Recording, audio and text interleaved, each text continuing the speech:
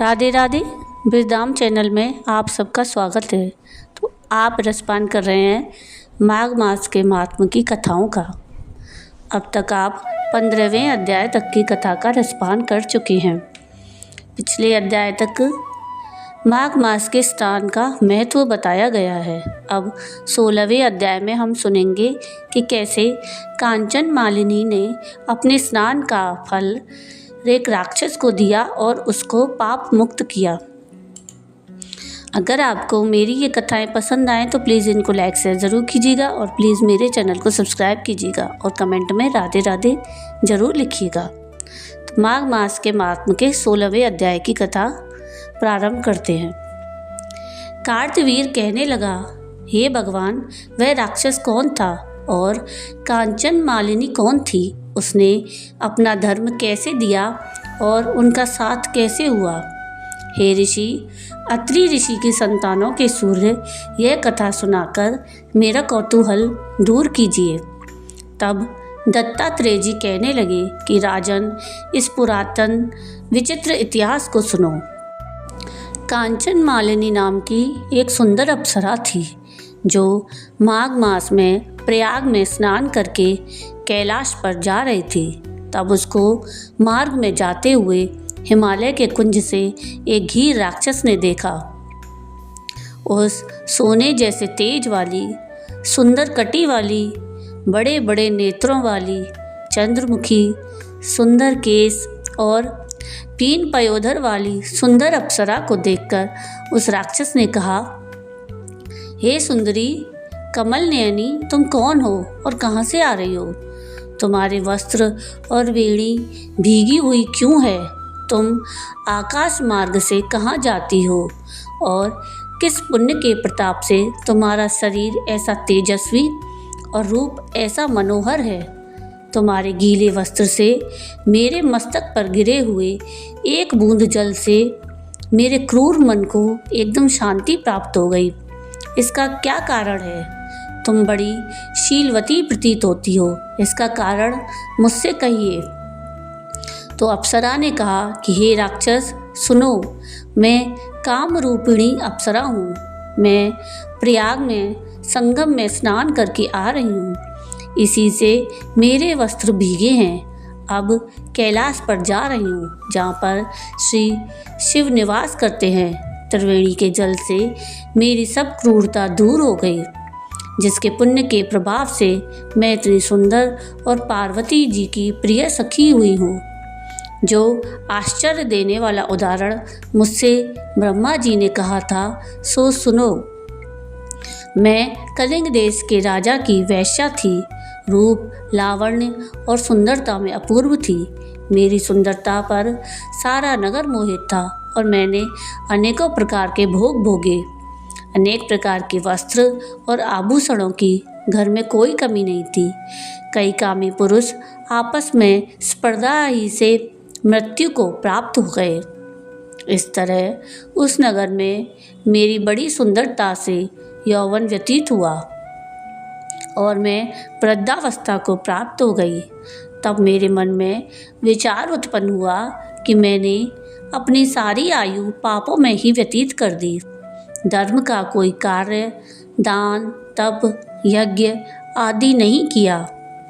शिव या दुर्गा जी की आराधना नहीं की, ना कभी भगवान विष्णु का पूजन किया। इस प्रकार अशांत चित्त से मैंने एक ब्राह्मण की शरण ली जो वेदों का ज्ञाता और ब्रह्मनिष्ठ था।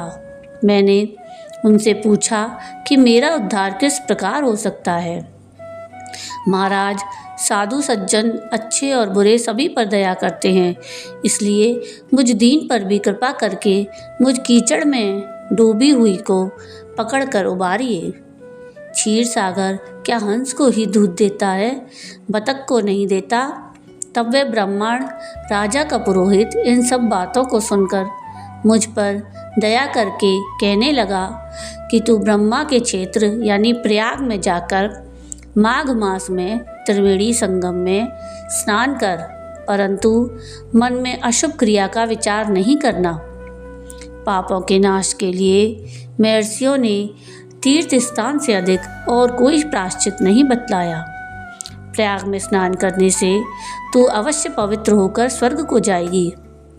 हे भामिनी, पुराने समय में गौतम ऋषि की स्त्री को देखकर इंद्र ने काम के वशीभूत होकर कपट वेश में उससे भोग किया था, इसलिए ऋषि द्वारा श्राप दिया गया और उसका शरीर अत्यंत लज्जा युक्त हजारों भगों वाला हो गया।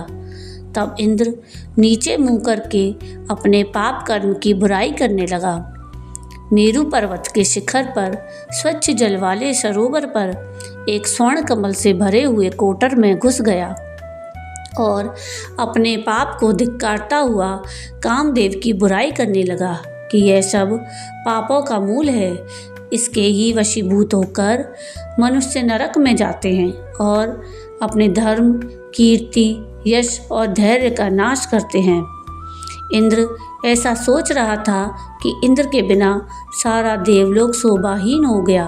तब देवता, गंधर्व, किन्नर, लोकपाल इंद्राणी के सहित बृहस्पति जी जैसे जाकर पूछने लगे कि महाराज, इंद्र के ना रहने से स्वर्ग ऐसा शोभाहीन हो गया है जैसे सतपुत्र के बिना श्रेष्ठ कुल। इसलिए स्वर्ग की शोभा के लिए कोई क्रिया सोचिए। इस विषय में देर नहीं लगानी चाहिए। तब बृहस्पति जी कहने लगे कि इंद्र ने बिना सोचे विचारे जो कर्म किया है उसका फल भोग रहा है, सो वह कहाँ है, मैं यह सब जानता हूँ। फिर गुरुजी ने सबको साथ लेकर स्वर्ण कमलों से युक्त बड़े सरोवर में इंद्र को देखा, जिसका मुख मलिन और आंखें बंद थीं। तब इंद्र ने बृहस्पति जी के चरणों को पकड़कर कहा कि इस पाप से उद्धार करके आप मेरी रक्षा कीजिए। तब बृहस्पति जी ने इंद्र से कहा कि प्रयाग में स्नान करने से ही तुम पाप मुक्त हो जाओगे। तब इंद्र सहित सबने प्रयाग में जाकर संगम में स्नान किया और त्रिवेणी स्नान से इंद्र पाप मुक्त हो गए। तब बृहस्पति जी ने इंद्र को वरदान दिया कि तुम्हारे शरीर में जितने भग हैं सब नेत्र हो जाएं। तब इंद्र ब्राह्मण के वर से 1000 नेत्रों से ऐसा सुशोभित हुआ जैसे मान सरोवर में कमल शोभायमान होता है। तो ये थी कथा माघ मास के महात्म्य के 16वें अध्याय की। आपको ये कथा कैसी लगी मुझे कमेंट करके ज़रूर बताइएगा, और अगर आपको ये कथा पसंद आई हो तो प्लीज़ इसको लाइक शेयर ज़रूर कीजिएगा, और प्लीज़ मेरे चैनल को सब्सक्राइब कीजिएगा और कमेंट में राधे राधे ज़रूर लिखिएगा। आगे के वीडियो में हम सुनेंगे माघ मास के महात्म्य के 17वें अध्याय की कथा। तब तक आप लोग मेरे चैनल पर बने रहिएगा। वीडियो पूरा देखने के लिए थैंक यू। राधे राधे।